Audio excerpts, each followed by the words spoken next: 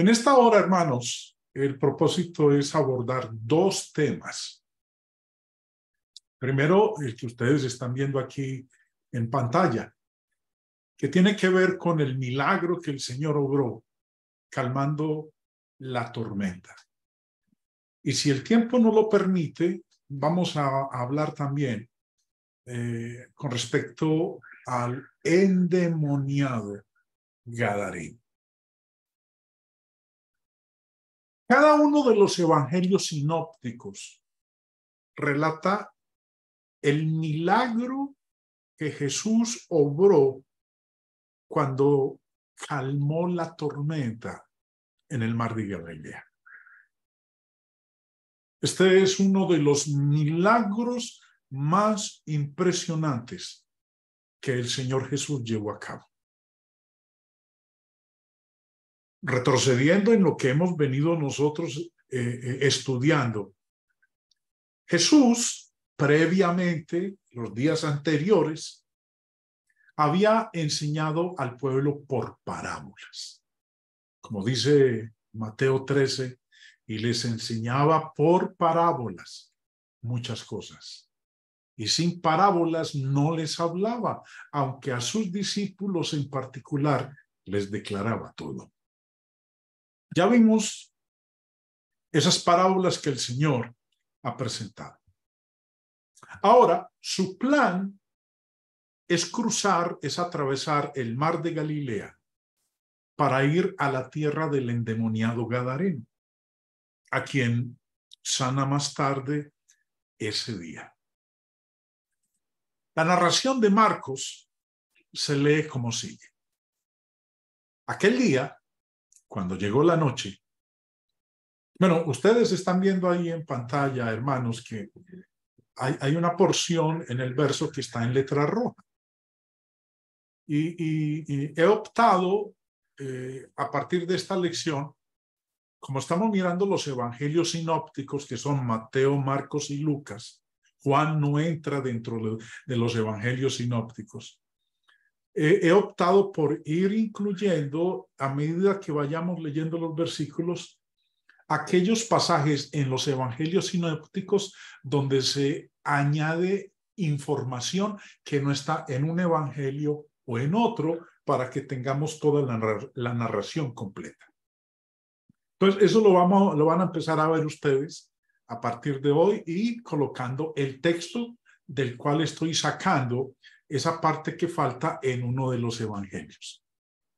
Aquel día, cuando llegó la noche, viéndose Jesús rodeado de mucha gente, les dijo: pasemos al otro lado.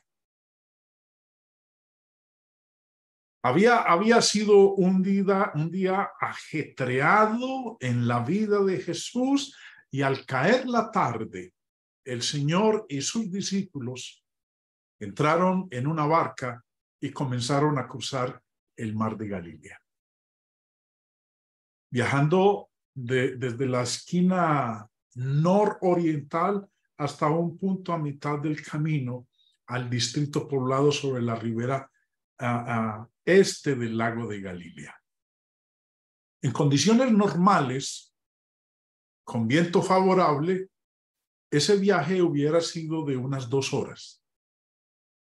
Marcos nos dice que otros barcos se unieron a la travesía con el Señor e iniciaron el viaje con el Señor y los discípulos. Dice el verso 36, y despidiendo a la multitud, le tomaron como estaba en la barca, y había también con él otras barcas.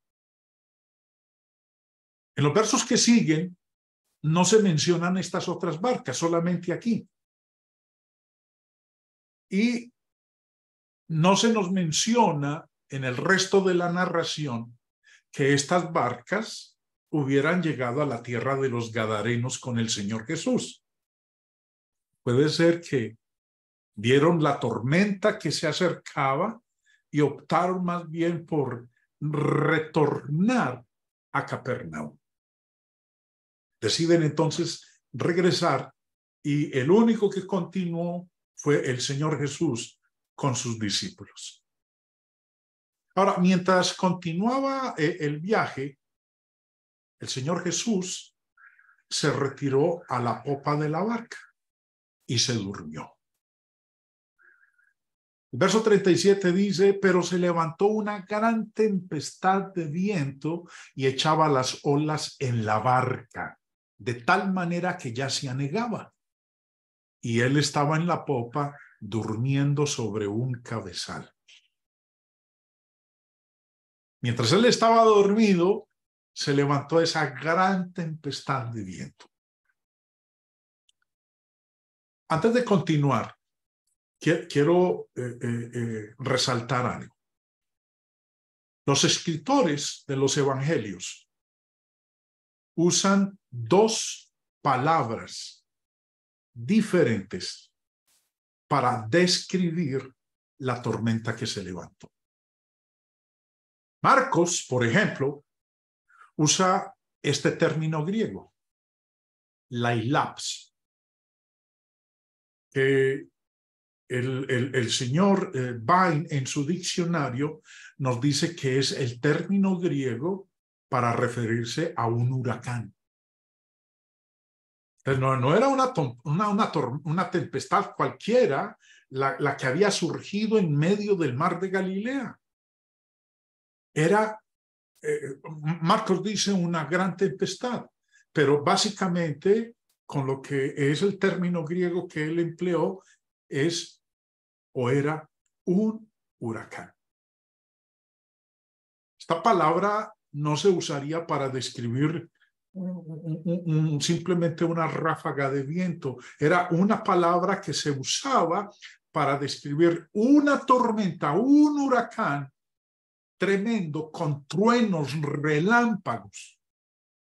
Bueno, yo no he tenido la oportunidad de estar en un huracán, pero ustedes saben que en el Golfo de México, que todos los años, casi todos los años, tienen su temporada de huracanes y las islas que están en el Caribe y sobre todo la costa sur de los Estados Unidos, la Florida, Texas, Luisiana, Georgia, son partes que sufren tremendamente con los huracanes y hemos visto las devastaciones que esos huracanes del Mar Caribe han dejado cuando pasan por territorio continental. Mateo, que menciona también este evento, la palabra que él utiliza es diferente a la que utiliza Marcos. Dice aquí en el verso 24, Mateo 8:24, se levantó en el mar una tempestad tan grande que las olas cubrían la barca. Ahora, la palabra o el término griego que utilizó Mateo es seismos. ¿No le suena a una palabra en español muy parecida?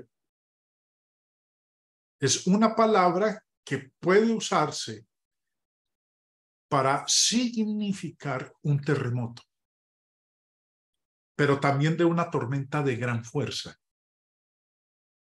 En su diccionario griego, el señor Vine nos define el término seismos: temblor, choque, deseío, moverse de uno a otro lado, temblar, principalmente con la connotación de conmoción.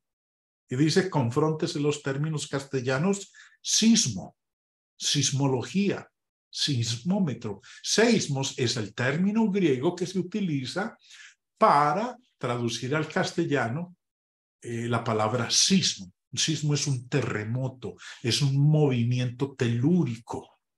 La tierra cuando se mueve. Entonces, lo que estamos viendo nosotros es que esa gran tempestad que se levantó en medio del mar de Galilea cuando el Señor estaba viajando con sus discípulos al otro lado del mar de Galilea, al llegar a la tierra de los Gadarenos, fue una tormenta impresionante, un huracán, parecía un terremoto. Por eso vemos nosotros el temor que se apoderó de los apóstoles.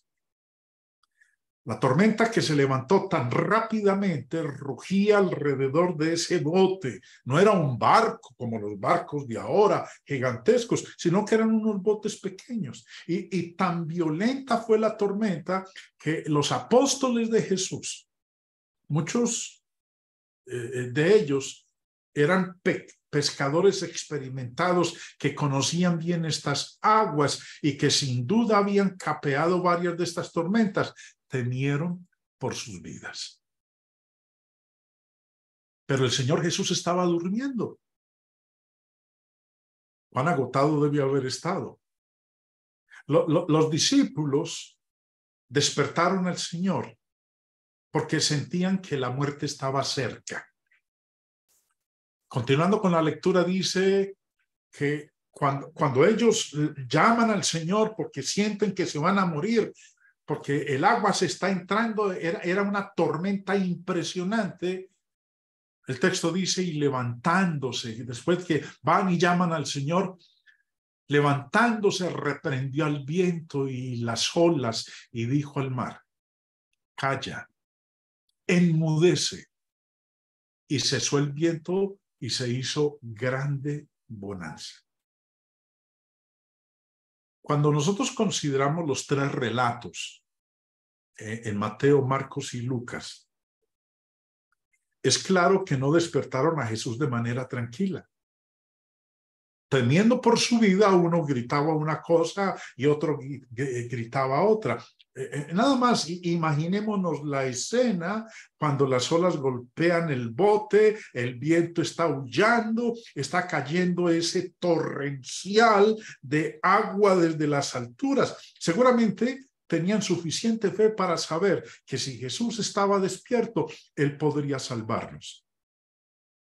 No tuvieron suficiente fe para entender que con Él, en medio de ellos, en esa noche tormentosa, no perecería. Lo primero que hizo Jesús al despertar fue reprender a sus discípulos. Verso 40 nos dice, y les dijo, ¿por qué estáis amedrentados? ¿Cómo no tenéis fe? Entonces, de pie en la barca, Jesús habló al viento y al mar.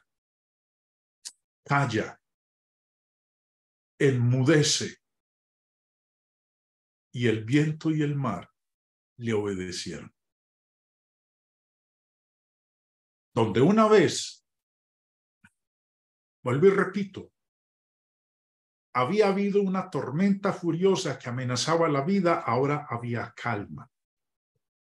No había olas, no había un viento aullando, no había un aguacero torrencial, ahora solo había calma. Dice, se hizo grande bonanza. Inmediatamente, después del milagro, nos dice el verso 41, los discípulos entonces temieron con gran temor. Y se decían el uno al otro, ¿quién es este que aún el viento y el mar le obedecen? Momentos antes habían temido por sus vidas en medio de la tormenta. Ahora tenían miedo de la imponente presencia del Señor. Por eso termina diciendo el verso con la pregunta de ellos, ¿quién es este que aún el viento y el mar le obedecen? Ahora, hay varias lecciones que podemos nosotros extraer de este milagro. Lección número 1, la naturaleza de Jesús. Podemos nosotros observar su parte humana y su parte divina en este incidente. Vemos su parte humana en la referencia de él durmiendo, porque es algo humano. Cuando uno está cansado, quiere reposar, quiere dormir. Entonces, en este milagro vemos esa parte de la naturaleza del Señor, su naturaleza humana. Pero también vemos su parte divina, la deidad de Jesús manifestada en su habilidad y en su poder para calmar la tormenta que había en el mar. Y no era una tormenta cualquiera. Por eso veíamos ahora los dos términos que utilizaron tanto Marcos como Mateo, refiriéndose a un huracán. Segunda lección, Jesús estaba calmado en medio de la tormenta. Mientras la tormenta se abatía en el mar de Galilea, Jesús descansaba durmiendo. Estaba en paz consigo mismo y su Padre. Ahora, en contraste a su calma y paz, vemos la agitación en el corazón de los discípulos. Después de calmar la tormenta, Jesús preguntó, ¿dónde está vuestra fe? Ahora, esa pregunta que el Señor les hace demuestra la agitación, que la agitación de ellos era una evidencia de ausencia de fe. Aclaremos algo. Ninguno de los discípulos de Cristo está exento de las pruebas y de las circunstancias amenazantes de la vida. Dios nunca nos ha prometido que nuestras vidas serán sin tormentas y problemas. En estos problemas, algunas veces los discípulos de Cristo se mueren. Jesús nunca nos prometió que los problemas de la vida no harían que algunos de nosotros muriéramos. No obstante, expresó que la agitación y alboroto de ellos era resultado de una ausencia o obediencia de fe.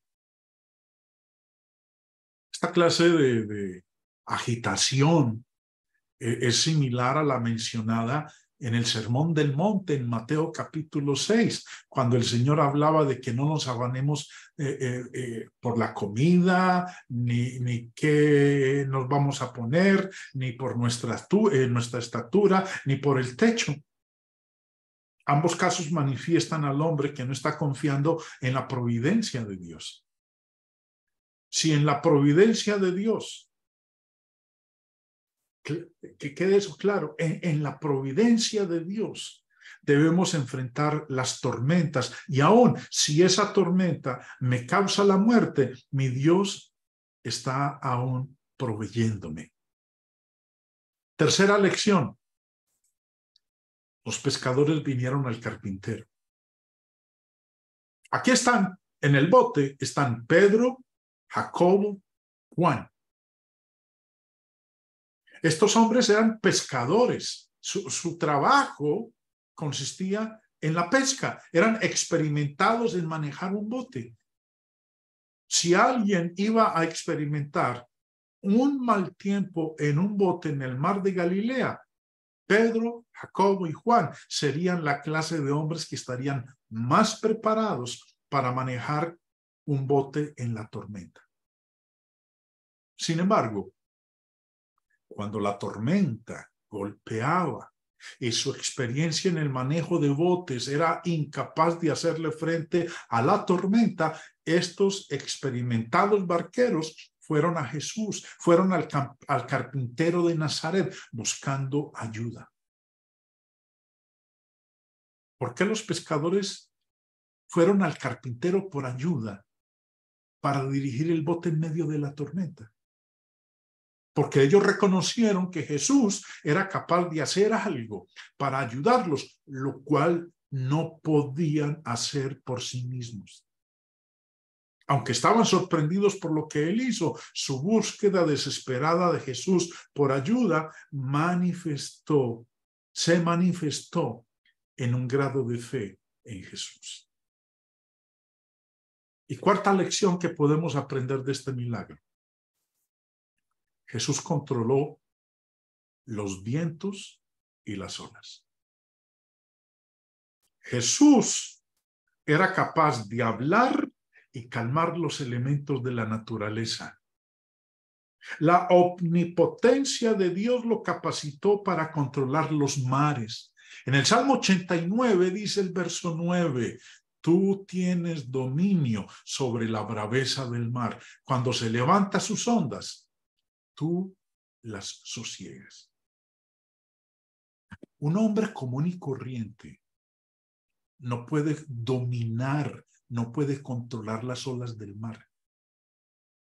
Este milagro por parte de Jesús demostró su omnipotencia y control sobre la naturaleza. La deidad de Cristo es probada por milagros tales como estos. Hasta el día de hoy, no conozco a un moderno obrador de milagros, de esos tantos que hay, que haya intentado hacer lo que Jesús hizo. Cuando han ocurrido estos huracanes en el Mar Caribe, ¿por qué no han salido estos modernos obradores de milagros que tanto hablan y declaran que tienen el poder del Espíritu Santo para evitar que estas tormentas, estos huracanes del Mar Caribe destruyan ciudades enteras, como lo hemos visto en los últimos años? Estos modernos obradores de milagros podrán tratar de sanar a un hombre que está parcialmente ciego de manera que pueda ver mejor, o a un hombre parcialmente sordo a oír mejor, arrojar un tumor de alguien que lo tiene y algún otro llamado milagro que nunca puede ser verificado. Pero no hay un solo moderno obrador de milagros que pueda atreverse a colocarse ante los vientos sopladores y el mar bravío, ante un huracán, y demostrar su habilidad para obrar milagros por medio de decir las mismas palabras de nuestro Señor. Calla, enmudece. Pueda este milagro de Jesús impresionarnos una vez más con su cuidado divino por nosotros.